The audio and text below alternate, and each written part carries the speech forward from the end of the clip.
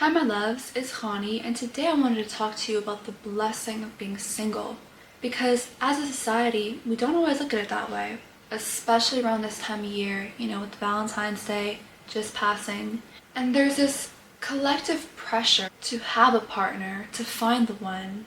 And there's this idea that if we're not in a relationship, that we're missing out, that we're not yet complete, that we're lacking in some way. That lack is an illusion because love is ever present, and true fulfillment comes when you fill your own cup, when you become that one for yourself, when you really build that foundation of love within, when you tap into that abundance.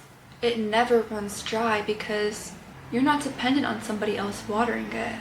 That love flows straight from you towards you, continuously keeping you fulfilled and satisfied within yourself, even in solitude. Partners come and go, but that relationship you have with yourself is forever. And so you have this power to give to yourself, to fulfill yourself, to understand yourself, and to pour into yourself like nobody else can. This is why instead of waiting for that love to come, it's time to get in a committed relationship with yourself. All that energy that you would give to a partner, to check in with them, to call them, to ask how their day is going, to cater to them, to give them that attention, you can pour all of that into yourself. This is a time to really get curious about yourself, to check in with yourself, to really sit presently with yourself and get to know who you are with curiosity, with softness, with openness. Check in with yourself. How are you doing? How are you feeling? What's been coming up for you? What's on your mind? How's your week been? You really get to presently process your experience without the distractions of outsourcing your energy to somebody else's needs, to picking up somebody else's calls. You get to answer the call to yourself. With all that you are, with all that you're feeling, with all of the thoughts that arise, you get to really hear yourself. And with that, you can heal yourself. When you're not used to solitude, that presence in yourself can first feel uncomfortable, but with time, when you approach the thoughts that arise, when you approach the feelings in yourself without judgment, and with that curiosity, you'll begin to really build a sense of comfort and safety within yourself. I've had the opportunity to spend a lot of time in solitude, and at times in my life, it was hard. I was definitely not always comfortable within myself. But in time, I learned that being alone does not equate to being necessarily lonely, and that I could really learn to enjoy my own company, to be a comfort to myself. A lot of that started with having patience within myself, with being open to all that came up and surfaced when I was alone. Through that, I was really able to learn to embrace all parts of me. When you're single, you have all of this room for inner self-discovery, to reflect on what you really want, to reflect on what you like, what you dislike, what you desire, what your true values are. And when you have that self-awareness, you're aware of what's going on within you, you know what you want, you're able to move through life with so much more certainty, clarity, and confidence. When you're clear on who you are, what's important to you, other people's opinions, other people's presence or absence, it doesn't make you, and it doesn't really shake you all that much anymore.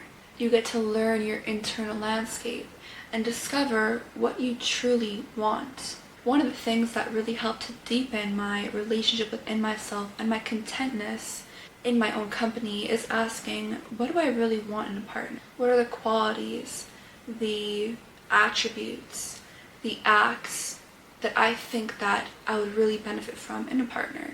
Is it generosity? Is it someone to buy me flowers? Is it somebody to give me compliments, to make me feel safe, to make me feel seen, to make me feel loved? I took note of all of those things, and instead of waiting for somebody else to show up for me, I learned how to fully show up for myself. I really practiced words of affirmation. I hyped myself up. I gave myself that confidence boost. When I started taking care of my body and learning to love myself and nurture myself physically, mentally, emotionally, when I started gifting myself what I wanted with my own money, I stopped feeling like I needed someone else that much. When you learn to do that, you don't feel inclined to settle for less. You don't feel like you need someone else. You know, if someone else comes along now, that's a bonus. That's a beautiful thing to add to this abundance of love, to this generosity I give to myself. But it stops becoming a need. That desperation dissipates. You stop becoming afraid of being abandoned when you stop abandoning yourself. When you fully pour into yourself, everything you do, all the connections you make will come from a place of abundance, not desperation. When you really pour into yourself and you create that space of emotional safety, of open, you really get to enjoy your company. I've really started to romanticize my own company. Not to just tolerate it, but to really savor it. Romanticizing that time you have with yourself. Creating small rituals with yourself. Finding the pleasure in solitude. Treating your own presence as something valuable and enjoyable. Like this Valentine's Day, I bought myself flowers.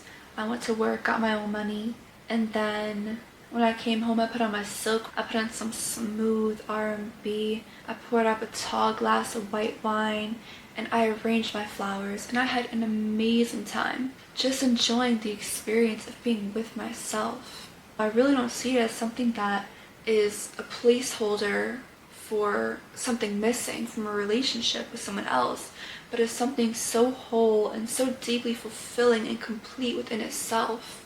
Because singleness and solitude is far from lack of love. It's this phase where love is being deeply cultivated within yourself in this internal, foundational way. Everything can become a deeply personal and healing experience with yourself. Like for me, cooking, you know, I'll be listening to my music, I'll be singing, cooking my food, nurturing myself.